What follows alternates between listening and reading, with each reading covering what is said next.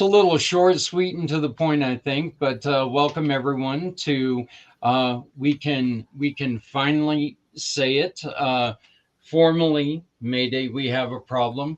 But as the board got together today, we have found the permanent name for our organization, and it is Footprints Forward, because we're always looking to move forward and make sure that you continue to move forward with your family, because you know, as the saying goes, no matter how softly you walk, you're always going to leave footprints. So, my name is Zachary Clayton. I am the president and founder of Community Pay It Forward, Community Dare to Care, and the PAC channels. I'm being joined by Stephanie. Please introduce yourself. Hi, everyone. Stephanie Simoes. I work on veteran housing, and I'm also a cause entrepreneur with One Hope Wine. And she's a great partner of ours every Wednesday, the first and third Wednesday of every month, and where we try to help smaller nonprofits. So thank you for being here, Stephanie. Mr. Z, you're up, brother. Awesome. Great. It's always great to see you both, Zach and Stephanie, making such a great difference for our ignored veterans. Kudos to you and for getting the right footprints to move forward with this project. And I give you kudos. Speaking of kudos, we got the web detective here, traveling all the way from Brazil. And hello, world. My name is Z, or you can call me Mr. Z. I am a web developer, and I'm also a consultant that's trying my best to help our ignored veterans. Back to you, Zach. Well, that's you guys ever want to see anything that Z can do? Go to communitypayitforward.us. He's the man with the plan. He's the man behind that website. And here in the next couple days, you'll be seeing our in many different locations. You will be seeing our landing page for our organization here. Mr. Trevor Gibbs, how are you doing, my friend? I'm doing very well, thank you. And how about for yourselves? We're doing great. You jumped in right at the beginning of the show, so glad to have you. Please tell everybody what you do. Well, as it says on the screen, I'm the web detective. I actually help to protect your brand and your digital thumbprint primarily. Like Mr. Z, who builds wonderful websites, I help to protect them. I help to protect your online branding and help you with your marketing. No, that is great. One of the things that Trevor and Mr. Z specialize in, and Trevor has a wonderful, wonderful program to help you make sure that everything is above standard, is inclusive websites. And making sure that your website is ADA compliant. Because believe it or not, that is a thing. So, Trevor, please tell people about ADA compliance on websites. Well, when you consider 1 in 4 on average, people have some form of disability, and there's a huge amount of people that have no disabilities that have visual impairments. When they come to websites, if they're poorly designed, they just cannot navigate. And most business owners, when they're not thinking about this, they're sending more people away who are really at home spending money online with services that they need. Now, just to give you this in perspective of numbers, $250 billion was spent online by the disability community last year. There's only one other group that spends more. In fact, there's not a group that spends more. They're a set of influencers. They're called teenagers. They get their parents to spend the money for them. So primarily, we're actually looking at the largest amount of money spent online by a group of people who go to websites and find that the color contrast isn't correct, or I can't see the mouse icon very well, or for some reason the print is too small, or there's lots of flashing icons and videos going on. And if there was just a way for me to stop some of that and customize the viewing and my experience online, I would actually stay there and purchase those products or use those services. That's the importance of ADA compliance for a website. yeah, you don't go and well, at least it wasn't in the past that you went and bought a car without actually seeing the car. I guess we do that now, but I don't know. I still wouldn't go and buy a car if I can't see what I'm buying online. I'm not going to make the purchase. So, um, we have one of our partners in this who has a very, very exciting announcement. And he had to leave because of a prior commitment.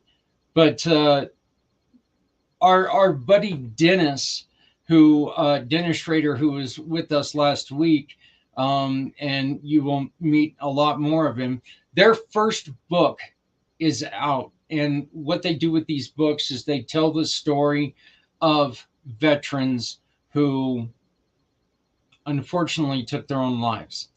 And his first book is out, and it is called Silent Soul, the MM1 Alfonso Apadal Amos story.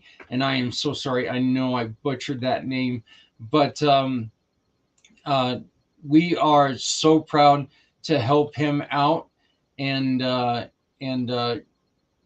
share with you guys a little bit more information about this book.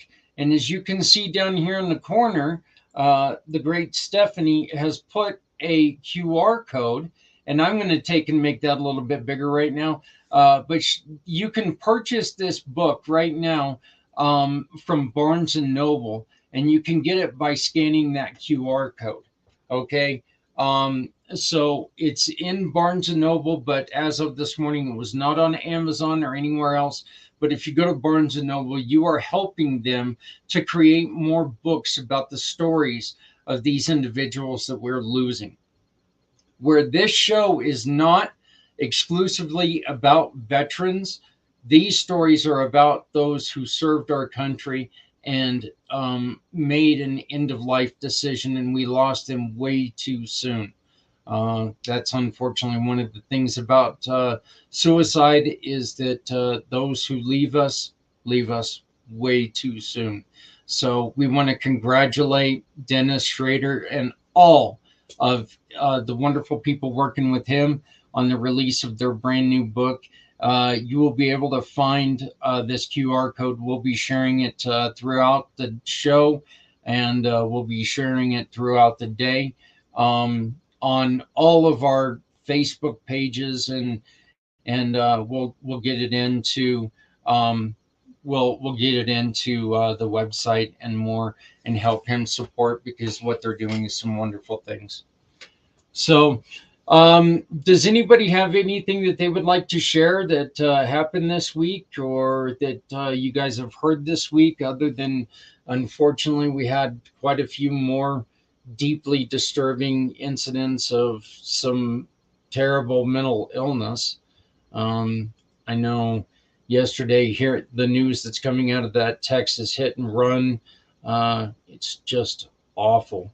Um, it's something that's hard for any of us to understand. I don't think any of us can really comprehend what goes through somebody's mind like that. But you know, we need to try to make sure that we're taking care of each other. That's all I've got to say. Those were not immigrants that died; they were human beings, and that's the thing. And you know, where this show is about mental health, this is a perfect thing. There's got to be something that gentleman was showing that his rage. Look, we're in a difficult time right now. We all know that. Our politicians are driving us to rage. I don't think there's any question about that. Our politicians are laughing their asses off because they've got us fighting with each other and they're getting away with everything. Well, this is what's happening, and I think that we really need to start watching what other people are doing.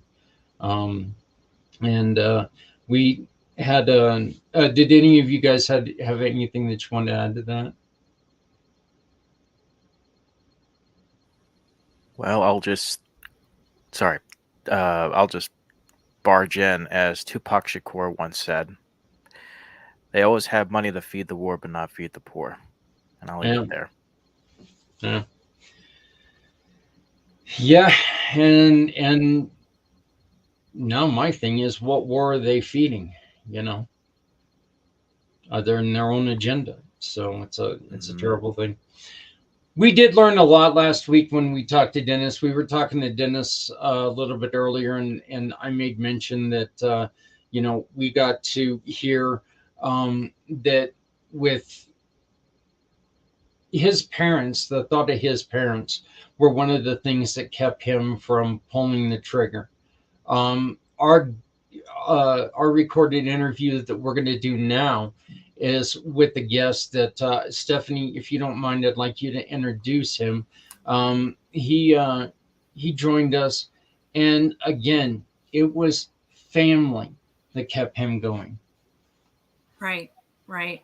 So Tyreek Robinson is a longtime friend. We actually, went to school together as kids, and I don't want to blow the interview, but it is, you have to really dig deep, and I think that family is what kept him from moving forward and proceeding too. So this is a recorded interview, and Stephanie and I were able to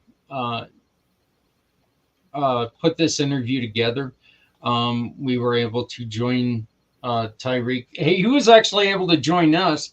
He ended up leaving the hospital right shortly after his wife gave birth to another child, or to a child, which is fantastic because that just shows his dedication to what we're talking about. So with no further ado, no further words, the interview is 35 minutes long. Please watch the interview, stick around.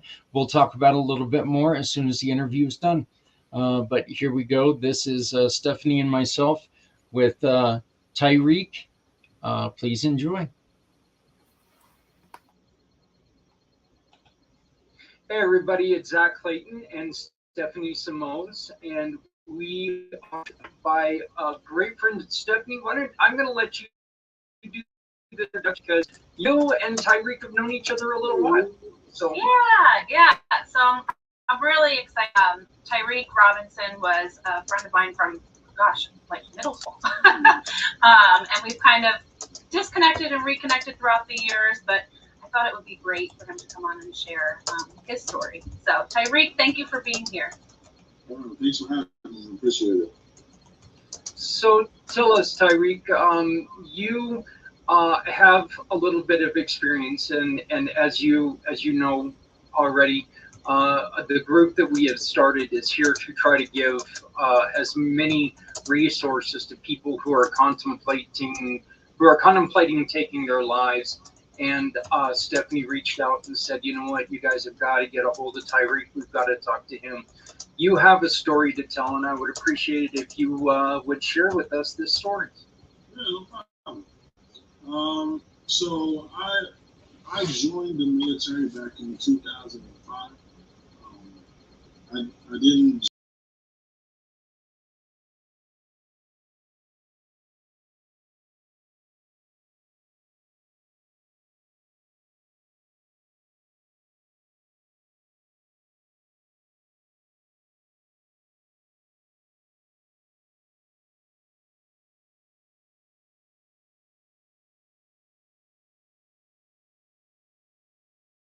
Back in 2009, we were activated to go to Iraq for 6 months. I ended up deploying January 2010. I was there for about 7 months or so before I came back home, and that to me was an experience within itself. While over there, I was part of the honor guard that was over there. So we dealt with a lot of many casualties and things like that coming through our air base. And our air base over there was actually the air base for the military base. So Okay. We're sorry, we lost you for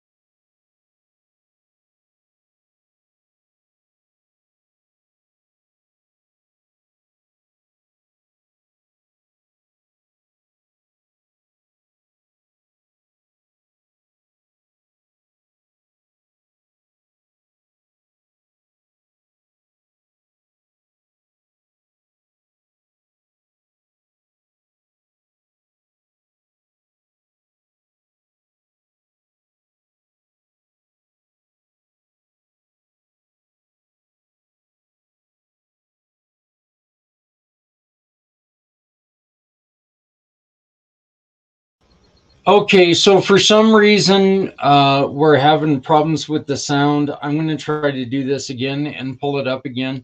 Um, I was not supposed to have to do this, so I don't know what happened here. But let's try this again. Entire screen. Okay. We're going to try this again. So now, once again, this is a 30-minute interview, but hopefully you can all hear it this time. So, but here we go. We're going to do it again. Hey everybody, it's Stephanie Smalls, and we are joined by a great friend, Stephanie. Because you and Tyreek have known each other a little while. So Yeah. So I'm excited. Tyreek Robinson is a friend of mine from, gosh, like middle school.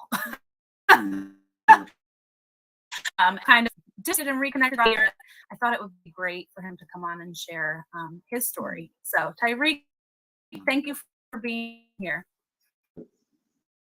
So tell us, Tyreek, have a bit of experience and already the group that we started is here to try to give as many resources to people who are contemplating lives, and said, "What you guys have, Tyreek, we've got to talk to him." Have us read it, and I would appreciate it if you share with us this. I joined the military back in 2005. I went for the endings for sure. I just looked at it as like, oh, this I could do that. Pay for school. I left in 2006 and everything like that. When I came back, it was just a National Guard stuff, just a couple tours, like stuff here and there, nothing really like fighting or anything like that. Back in 2009, we were activated to go to Iraq for 2010,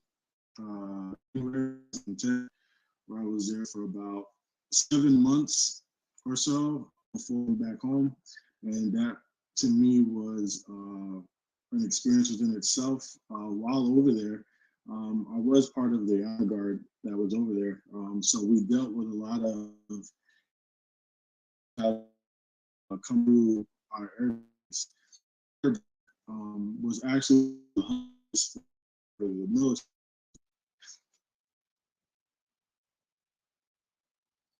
So Okay. anytime. We lost you for just a second. Yeah. So our base was basically the hub for anybody transitioning through overseas over there. They would stop by our base and kind of go out. So anytime there was, like I would say, a casualty, they would come through our base before going to Dover Air Force Base before going back to their house, going back to their home to be their ones or remains. And interesting enough, I did for the honor guard. I did about 5 of those before I couldn't really do anymore mentally. Once I found out that these kids, so to speak, were between the age of 18 and 23 years old, and they were all suicides over there. I think at that point in time, my opinion is that, the Army at that time, like I was in the Air Force, so like I had a lot of friends with the Army, like I was spoke about them.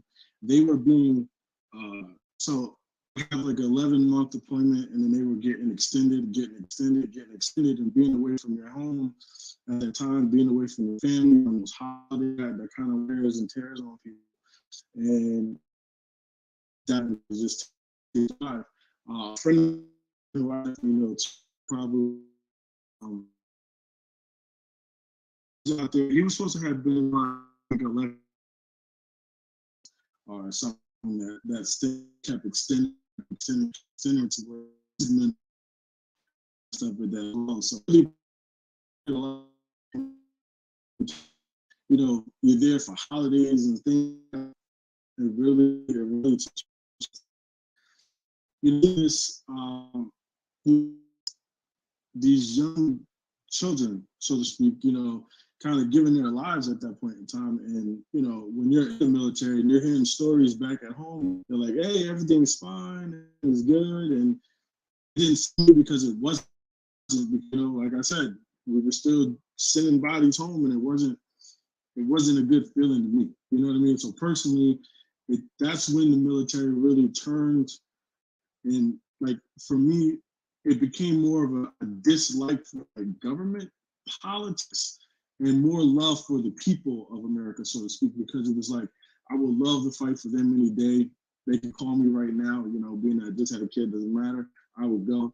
But when it comes to the government side of it, because they didn't really seem to care about, you know, us as everybody who kind of that I saw. I can't speak on anything that anybody else is, but from what I saw, it was very, very, very, very tough at that time. So then I came home, like I said, about 7 months later. They did have some programs that were trying to help veterans that just came back kind of transition into like normal life, I guess. So normal lifestyles and things like that. And for me, I was messed up. I was really mentally, I was really up. I had PTSD when I came home. I had a lot of like, you know, issues, so to speak. I went to the VA. I had tried to get all this help. I saw counseling and stuff like that. And they did help out when I'm just coming to say to them, hey, listen, whenever the compensation part of it, they were like, oh, no, it's not for you. And I just thought that was kind of my perfect time before I went to Iraq. You know, they came home, I had all those issues. So I just kind of just barreled through that and kind of just focused. And I did see about a year issue to my own life. So to speak, was going through all the inner side demon that I was kind of doing. The difference between myself and somebody who actually takes their life past the point that I was getting to. So like, you know, for me, it was like a dark moment where it was like, tell you I'm not that big of a religious between a devil and an angel like around your head.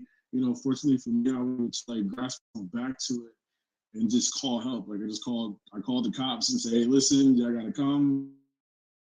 I'm about to do, you know, get help, you know, so to speak. So they was able to do it for me, and I was able to, you know, get more and more counseling.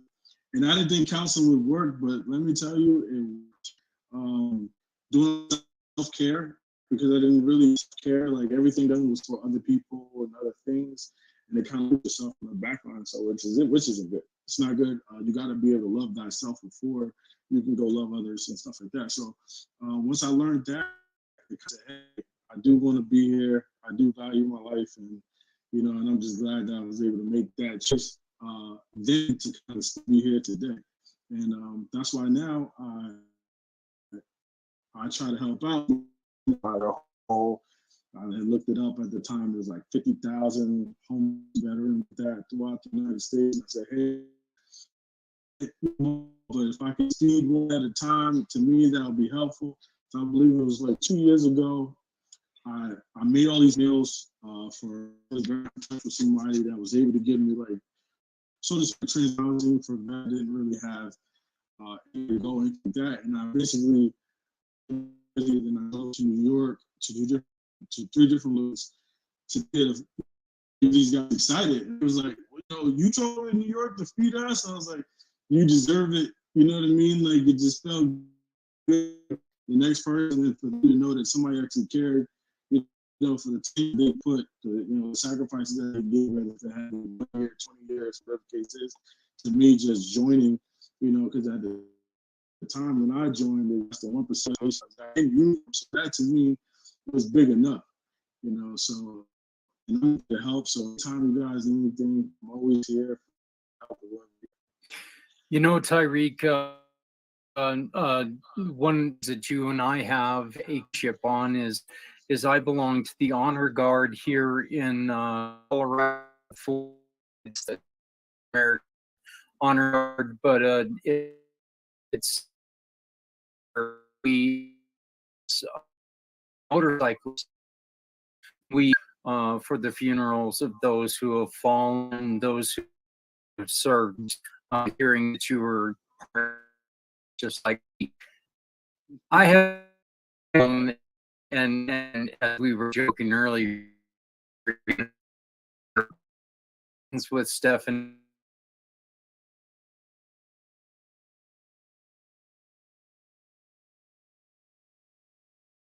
Introduced us to the organization that helped you out, and it's Hope for Veterans. You Hope for Veterans for you that was different than anybody else.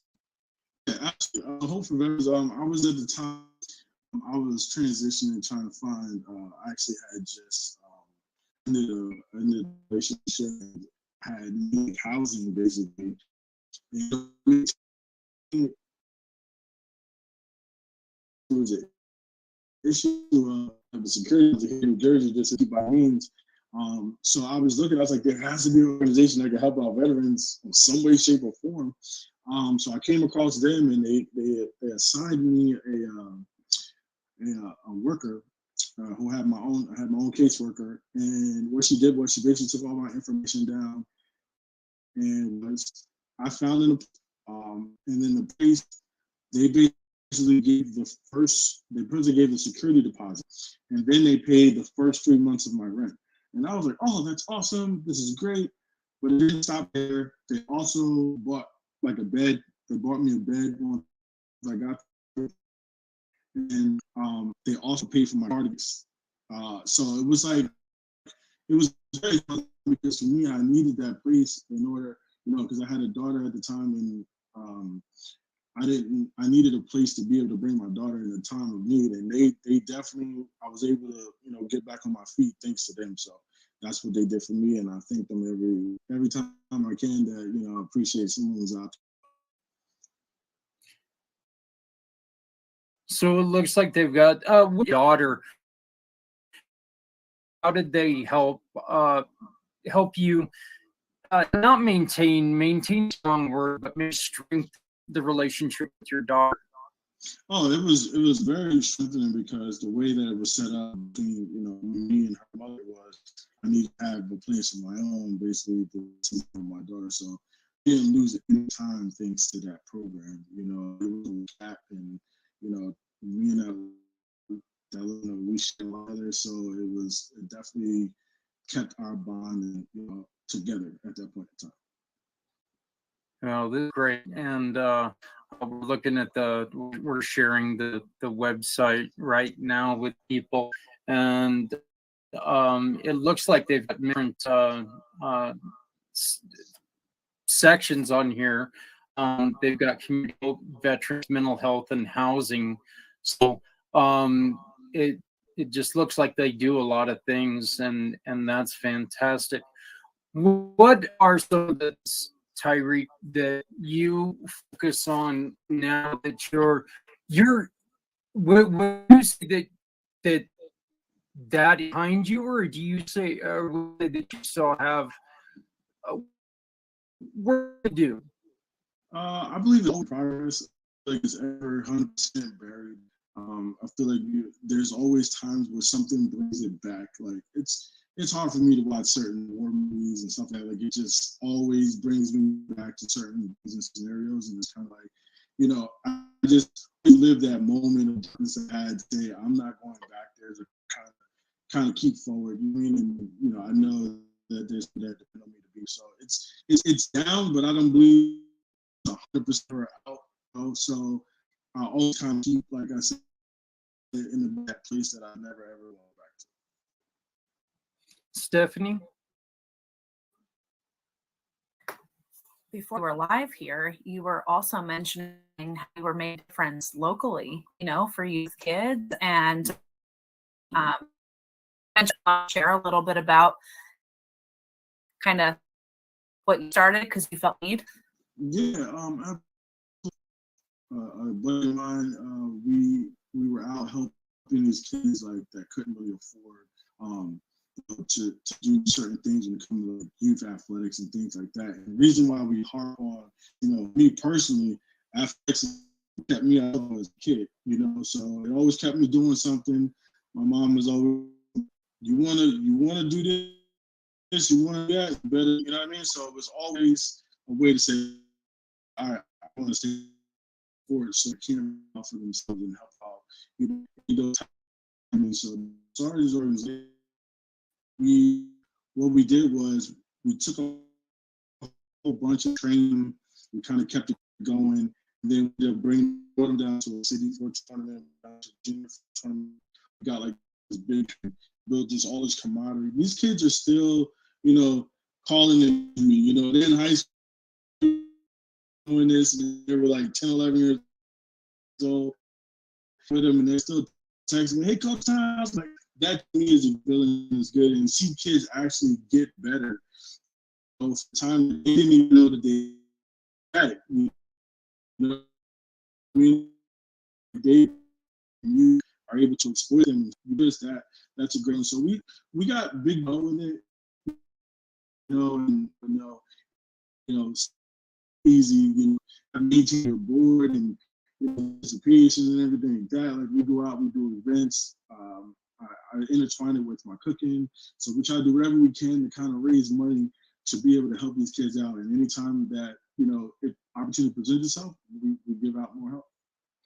Well, this is a little bit of a shameless plug, but if you guys want to learn more about either one of Tyreek's nonprofits, join us on the first Wednesday of June because Stephanie, again, assist Tyreek through our community pay it for One Hope Wine fundraiser. Anytime that you make a purchase, support profit organization. So we are extremely excited about that. Tyreek, what was the biggest that you found helpful, and what was one thing that you pass on to others who are sitting there, whether their life being I would say there should be no reason. I know it's hard to say when you're dealing with suicide because throughout the military we do a lot of suicide awareness classes and everything like that. Anything else when you're doing any type of training online or in the classroom is way different than the real life experience. When something's happening at that piece. It's kind of hard to kind of dig deep, but you kind of got to know like there's always a reason to stay here. And my mother, we didn't have the closest relationship, growing up, but she called me like, "Hey, it's worth life, coming back from this, and I know, like I said, I know it's in that mindset. Nothing matters. Nothing. It's hard, to bring yourself out of it. And actually, when I went to go see help, the counselors were saying like, "We're surprised, you made it through here." And they were really interested in knowing. Said, for some reason, I just had to dig deep and realize, like, I'm just gonna get better. Like I'm just gonna go up. I feel like I'm at rock bottom. If you're at that point, you feel like you're at rock bottom, but you can only progress. And it only gets better. You know what I mean, so you got to get these challenges in your life. So that's how I took it. Like, hey, I'm gonna get these challenges right now. I'm gonna just bear through it because I'm meant to be here for a better purpose. I love the way that you stated that if you're at rock bottom, you can only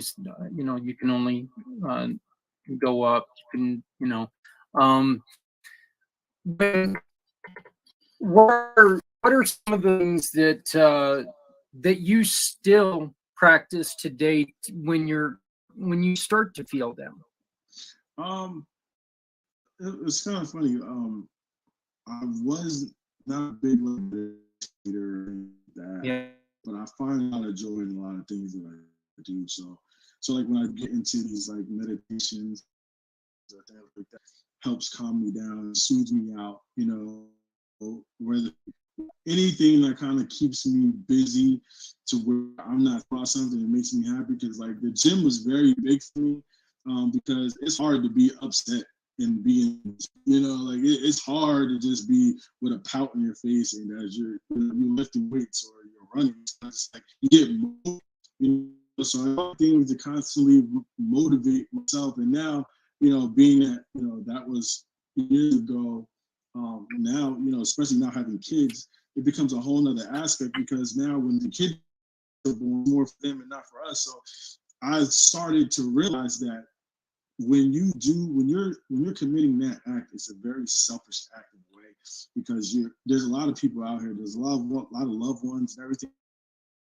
It's a selfish way to do it. So I just try to stay away from mindset and try to think less like, let's not be selfish to these kids because they didn't ask to be here. You brought them into this world, so we got to be better. So I just think of little things like that to kind of keep me motivated.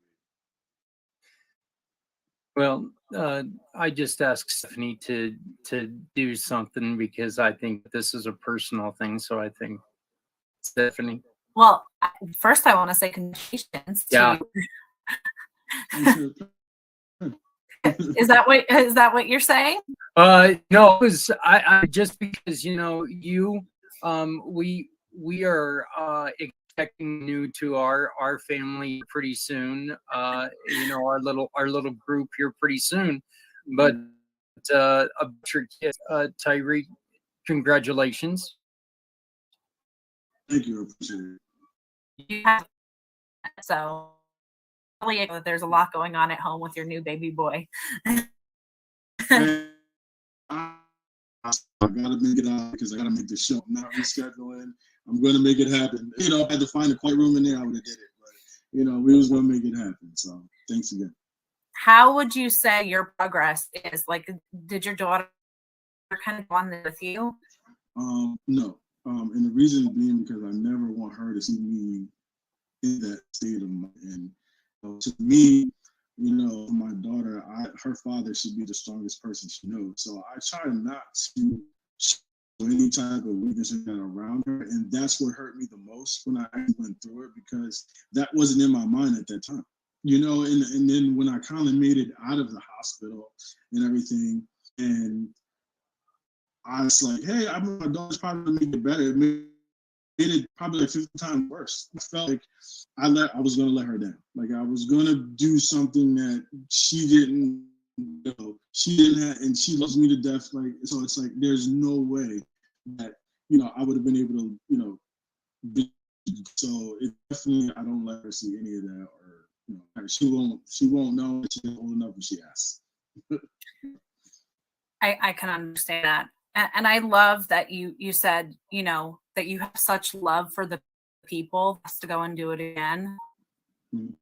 You would go all over again. And just knowing how far you came and through and out the other side, and you're still willing. Love for the people, not so much the other people, but that's incredible. I think one things Tyreek and come with before is like that whole mental struggle with the devil, angel, you know, and really having to dig deep and get through that on your own.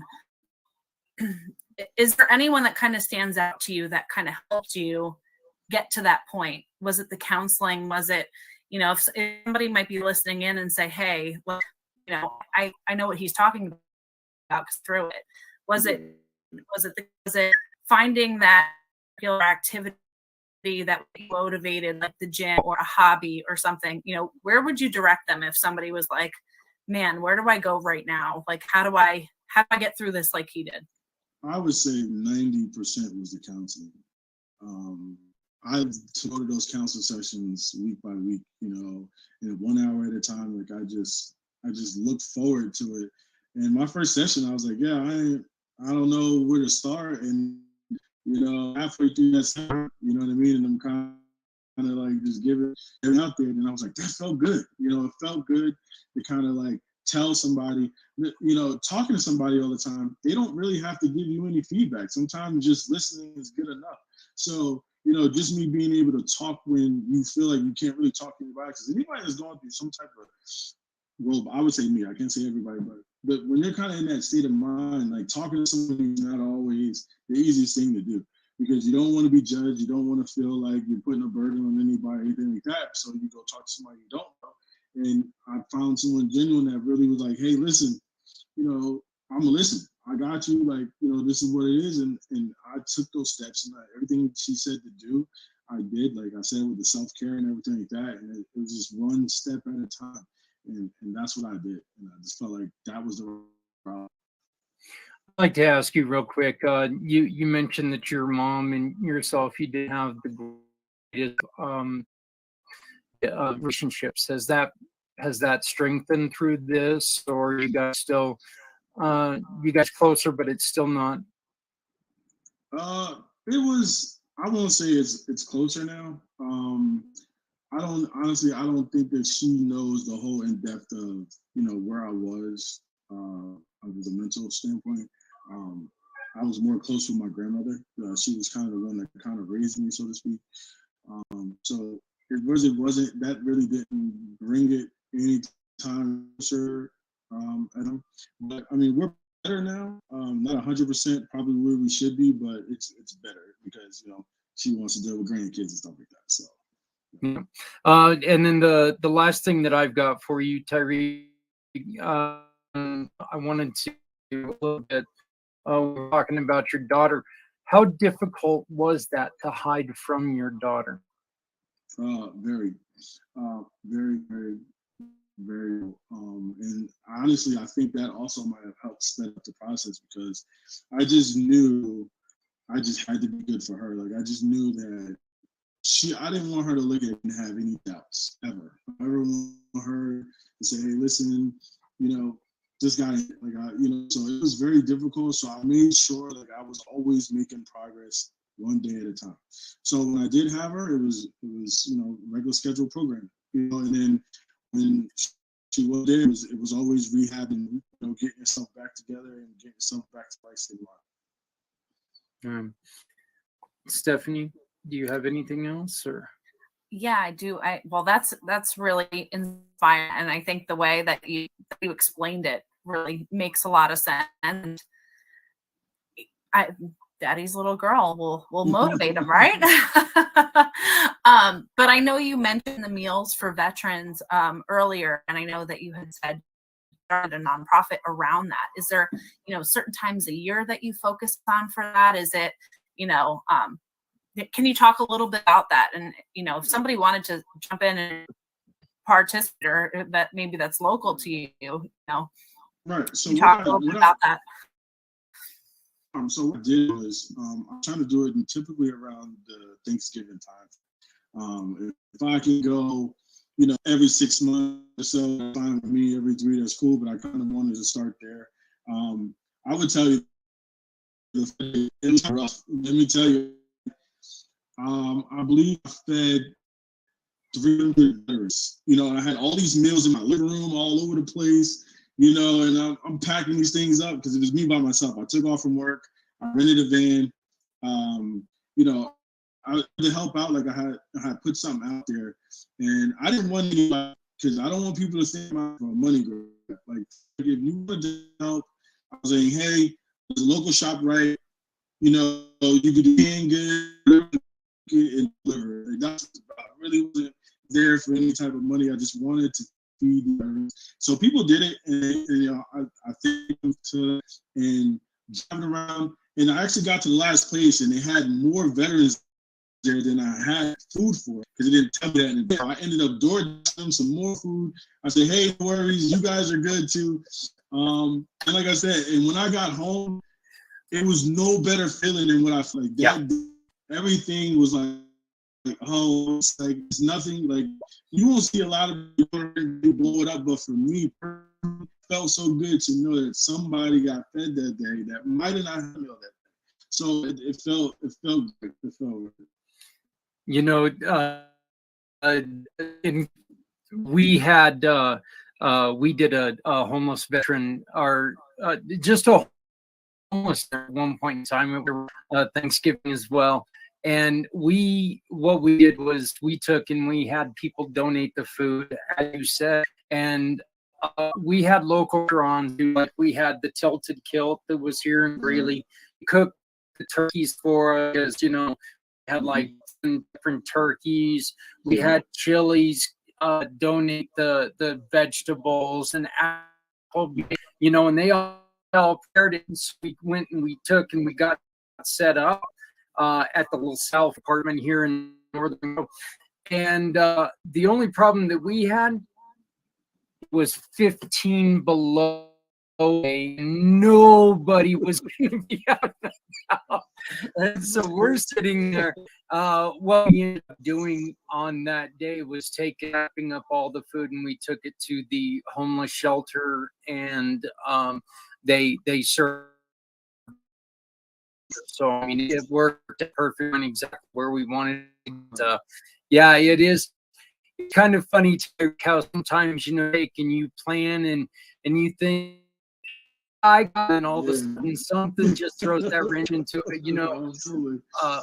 Brother man, I got to tell you, all in the world for you doing the DoorDash and making up the extra. That's innovative, and it's Right.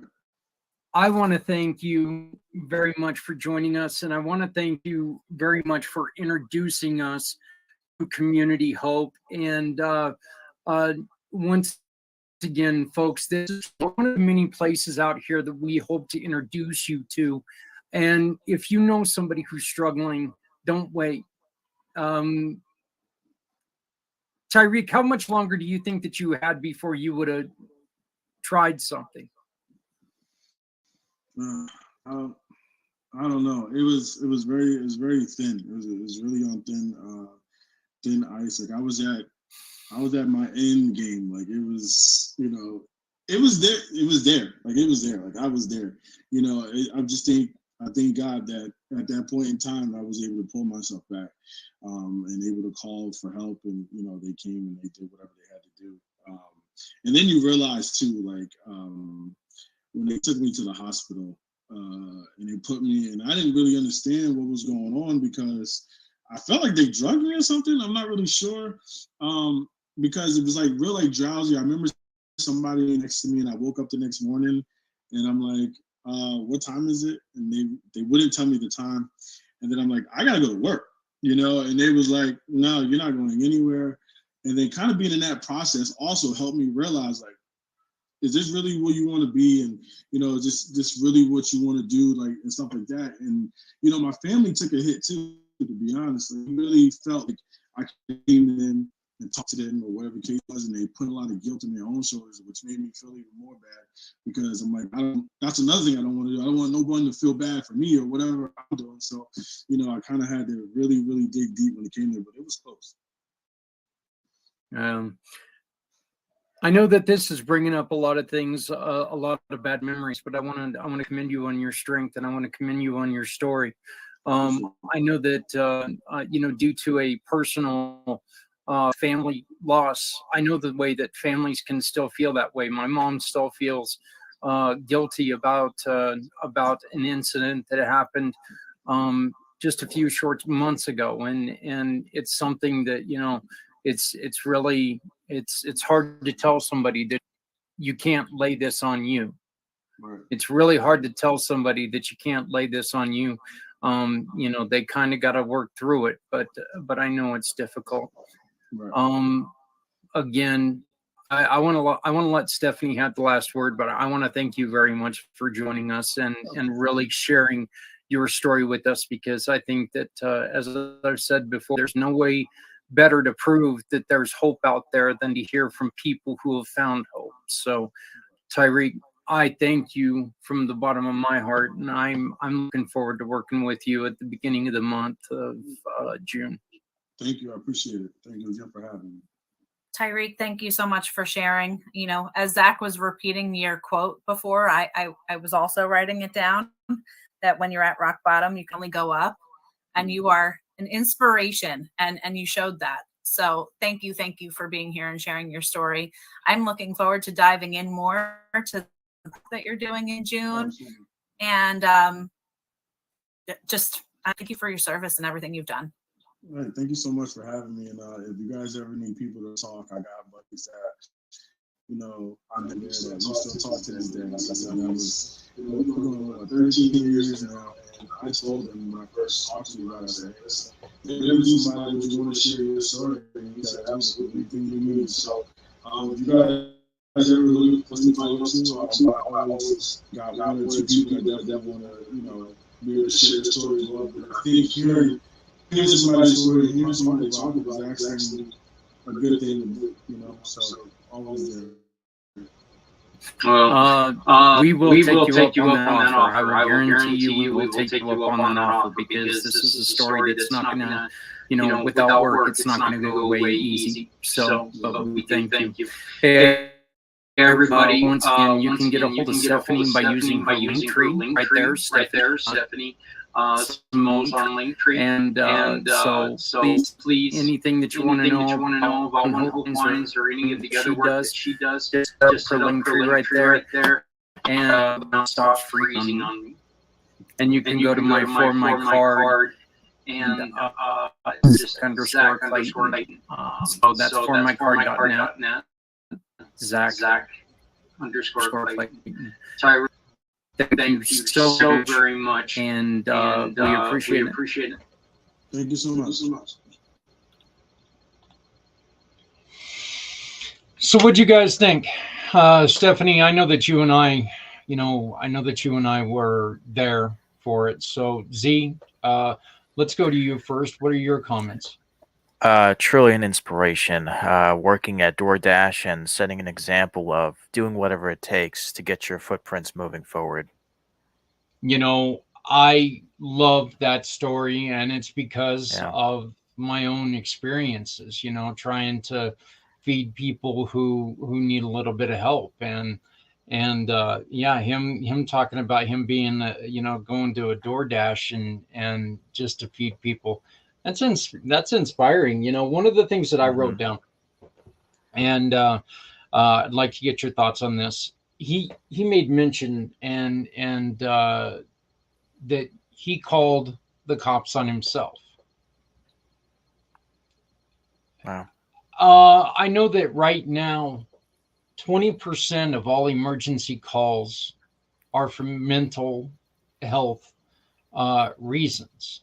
20% of all emergency calls for right now, at this point, are cases that are mental health. Is that low? Low as in? I mean, should that actually be more? Should we be thinking that, we need to, my thought is that, a lot of things that are going on, and with everything that's going on, I'm almost thinking that number is low, and it should be a lot higher. People should be paying a little more attention to what's going on around them.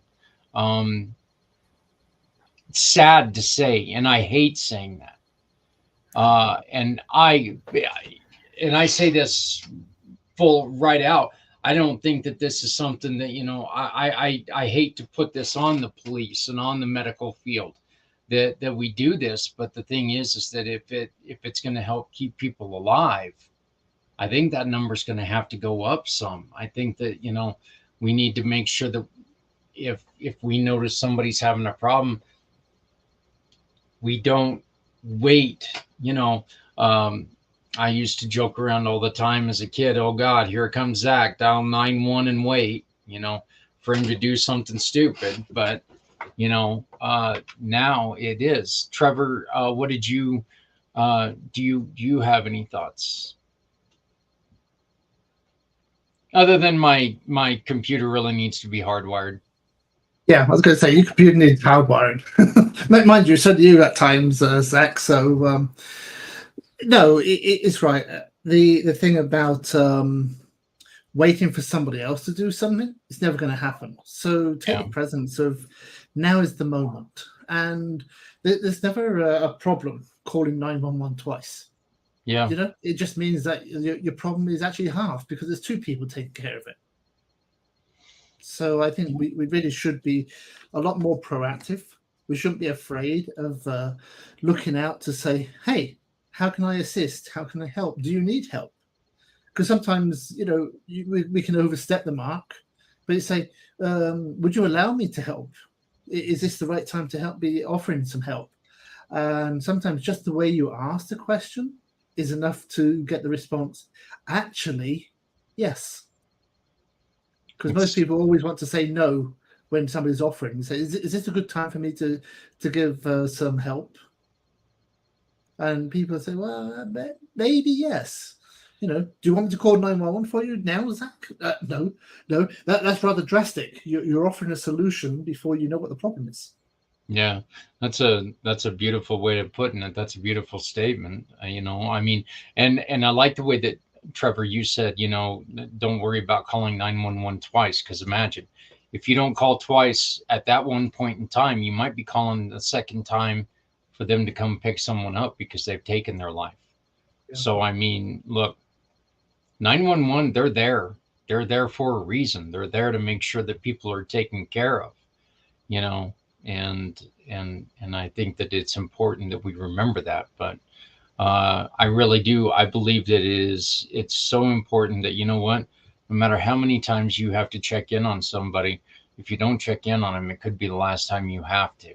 And uh, you know, that's the worst thing that can happen. Um, unfortunately we are out of time, but I think that this is again, I love how um, and just a real quick recap from everybody. But the last 2 weeks, I think that one of the important things that I've pulled out of this in the last 2 weeks, family can help. Okay, family can be a deterrent. Stephanie, what would be something that you've really learned the last couple of weeks? One thing that Tyreek said that really took me at the heart was, when he was talking about his daughter, that her father should be the strongest person she knows. So I really think that, he talked about continuing to try to improve himself and be better. And I think that it was really for her. So just having her in mind. But you saw that he was also pouring himself into positive activities, similar to Dennis, with coaching those kids that were really, inspiring him, and their progress was inspiring him, and also using his culinary skills to be able to cook for the veterans and, deliver meals, and feeling like he was doing something good. And of course, it was a little choppy on my end, but when he got to the part where he was talking about getting to his last stop and there were more people there than what they had told him there would be, that's when he called in DoorDash because he didn't want anybody to go hungry. And it's just like, so good, but it's fulfilling to him. And I think that doing those things and focusing on the positive is really what's most important. Yeah. Z, before we go, you had a wonderful announcement of somebody who's doing some wonderful things.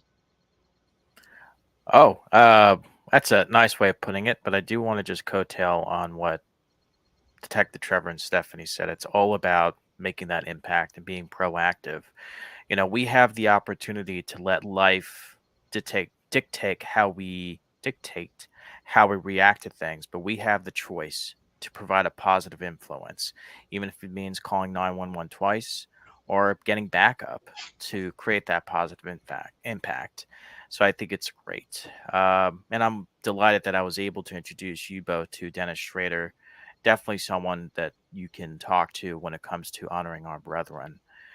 So I do want to give a big shout out to, besides everyone here, Zach, Detective Trevor, and Stephanie, but also Dr. Helen Grando-Bosell. She is the CEO and founder of CE Pharmacy Services, and she provides the important information for pharmaceuticals. She is a U.S. Army veteran that provides the resources to our veterans, and it's really hard for veterans these days, to my understanding, to get the proper treatment for their PTSD and their pain medications.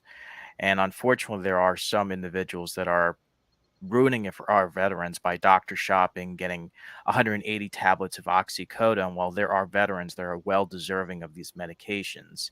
So she's providing the right drug information for people who really do need it. Can I mention her website, if that's okay with you? Yeah, Zach? please do. Please do. If you'd like to learn more about CE Pharmacy Services, it's www.cepharmacyservices.com. And I'll put in the chat if it does help. She's a huge advocate of helping our veterans, and she does understand a thing or two, like everybody here, about PTSD. So I will put that in the chat for everyone's convenience. Does that look about right? That doesn't look right to me, but That looks right. Yeah, okay. CE Pharmacy Services. And thank you for allowing me to plug her in. I'm hoping to get her on the show because she has a lot to say about, let's just say, someone bigger than us in the pharmaceutical industry. Yeah, well, I'm looking forward to talking to her. Trevor, any last thoughts? Oh, plenty of thoughts coming through. Oh, I don't know. Where could I start? Any last thoughts that are worthy of hearing? Oh, well, in that case, no. In fact, there's always a lasting thought. It doesn't matter what the task is or what it is. Never feel that you're alone. Just actually reach out and ask for advice or help. Neither of them actually make you a lesser of a person, but it actually makes you stronger when you have knowledge. So asking for knowledge makes you stronger. Wonderful. That was fantastic. Hey, everybody, again, if you know somebody who is out there working hard to help people, please get a hold of us right here. You can contact me at communitypayitforward.us. Once again, that's communitypayitforward.us. You can always give me a call at 970-909-0751. 970-909-0751. Our goal is to make sure that everyone has a place to go because none of us heal the same. We all have our own different way of doing things, and what works for me might not work for you, but it does work for me. So that's what's important. Stephanie, thank you. Thank you for the introduction to Tyreek, and thank you for the wonderful, wonderful help interviewing him. Mr. Z, as always, brother, much love. Thank you for everything you're doing. And Web Detective Trevor, thank you, sir, for joining us this week. And I'm really looking forward to continue work that you started trying to help out charities and continuing to make a difference in their lives, because these people started from a bad place. Charities generally don't start because somebody just has an epiphany. Generally they start with a loss or something tragic. So they're always a place of need. I'm happy to be on the same path with you, and you're so right, Mrs. Clayton. Thank you very much. Well, thank you, everyone. We hope to see you again next week when we come back and we have another show. We're looking to bring on guests who have anything to do with suicide. So again, please contact us if you know of anybody. But for this week, we're all signing off. Thank you very much. Thank you, everybody.